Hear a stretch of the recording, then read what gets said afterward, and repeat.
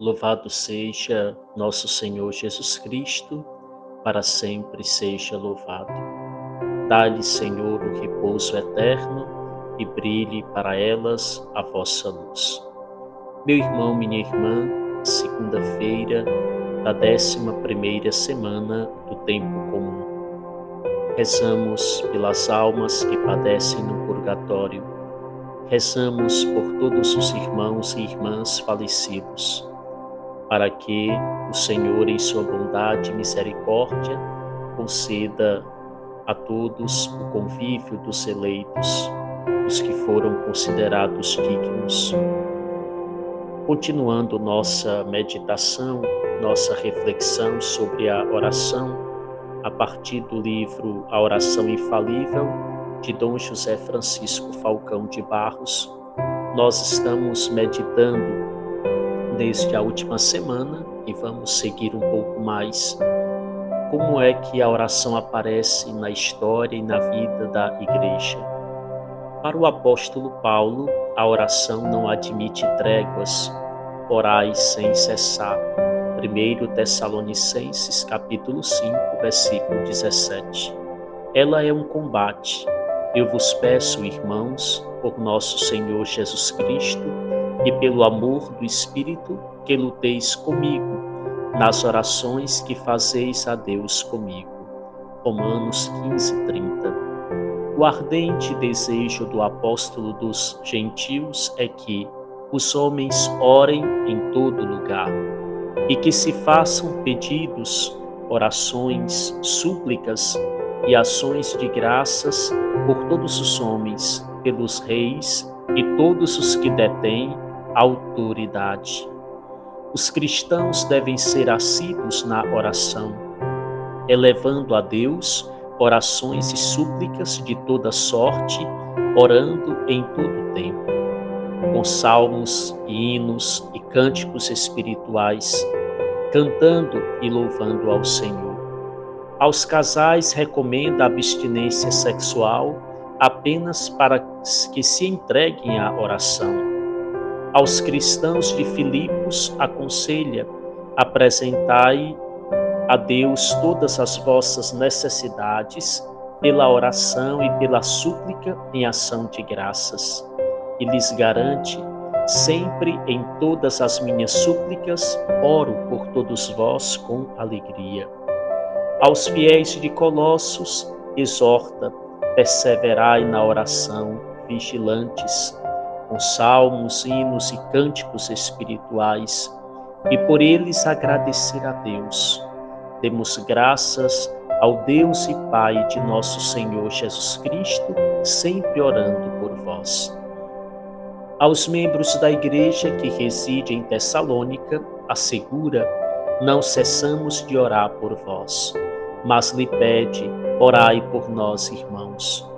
Ao bispo Timóteo exorta: persevera em súplicas e orações dia e noite, e afiança: sem cessar, noite e dia, me recordo de ti em minhas orações. Por fim, lembra que a oração santifica qualquer alimento. 1 Timóteo 4:5. São Tiago ensina que a oração da fé dos presbíteros da Igreja, acompanhada da unção do óleo em nome do Senhor, é capaz de curar o enfermo. Mais ainda, a oração do justo tem grande poder. Carta de São Tiago, capítulo 5, versículos 14 ao 16. O primeiro dos apóstolos, ao recordar que o fim de todas as coisas está próximo, aconselha: levai uma vida de autodomínio e de sobriedade dedicada à oração. 1 Pedro, capítulo 4, versículo 7. Meu irmão, minha irmã, nós estamos há dias refletindo sobre este tema da oração.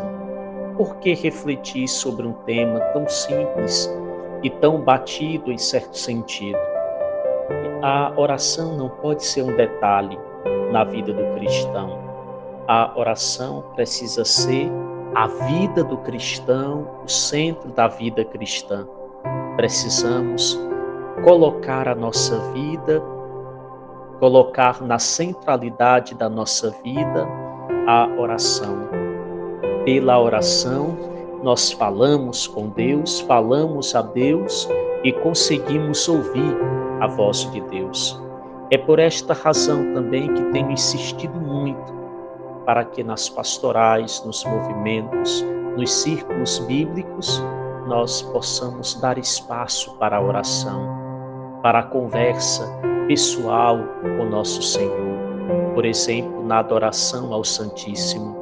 Quantos momentos, quantas ocasiões maravilhosas Deus nos concede de várias horas diante do Santíssimo.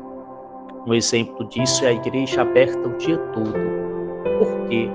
Para proporcionar aos fiéis uma oportunidade de estarem na presença do Senhor, de perderem tempo, podemos assim dizer, na presença do Senhor.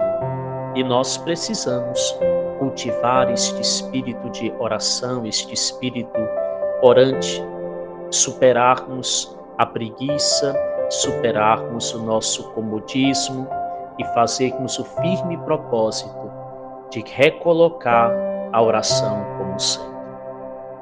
Dito isso, tomo o texto do Santo Evangelho desta segunda-feira, Mateus, capítulo 5, versículos 38 a 42.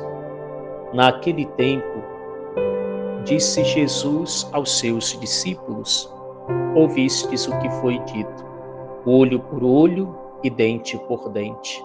Eu, porém, vos digo, não enfrenteis quem é malvado. Pelo contrário, se alguém te dá um tapa na face direita, oferece-lhe também a esquerda. Se alguém quiser abrir um processo para tomar a tua túnica, dá-lhe também o manto. Se alguém te forçar a andar 1 quilômetro, caminha 2 com ele. Dá a quem te pedir e não vires as costas a quem te pede emprestado. Esta palavra de Jesus pode ser que em algum momento seja mal compreendida. Quando Jesus diz, não enfrenteis quem é malvado. Jesus está chamando a atenção e pedindo a nós, orientando-nos uma coisa tão necessária, a prudência diante de algumas situações, diante de algumas ocasiões. Isso vale para a vida civil, isso vale para o campo religioso, isso vale para a família, a prudência. Falar o que tem que ser falado, agir do modo correto, tendo cuidado com as investidas, com aqueles que são maus e praticam o mal e são capazes de fazer o mal. Existem pessoas que nós naturalmente precisamos ter uma atenção maior, não por medo, não por pânico, não para viver assustado, mas por conhecer, para não ser surpreendido com algumas coisas indesejáveis. Então, o texto do Santo Evangelho, entre tantas coisas que podemos tirar, nos lembra esta prudência diante do mal, diante do poder das trevas. Esta prudência, esta sabedoria que nós só encontramos mediante o Espírito de Deus, que nos guia, que nos ajuda. Então nós também queremos pedir neste dia, no início deste dia, a graça a nosso Senhor de sermos prudentes como as serpentes, simples como as pombas, atenciosos, prudentes, como pessoas que caminham e que vivem cheias do Espírito Santo. Peçamos a nosso Senhor que nos ajude, peçamos a nosso Senhor que nos fortaleça, peçamos a nosso Senhor que sejamos livres de todas as emboscadas, de todos os males, de todas as artimanhas do inimigo. Que Deus nosso Senhor nos ajude, hoje e sempre. Amém.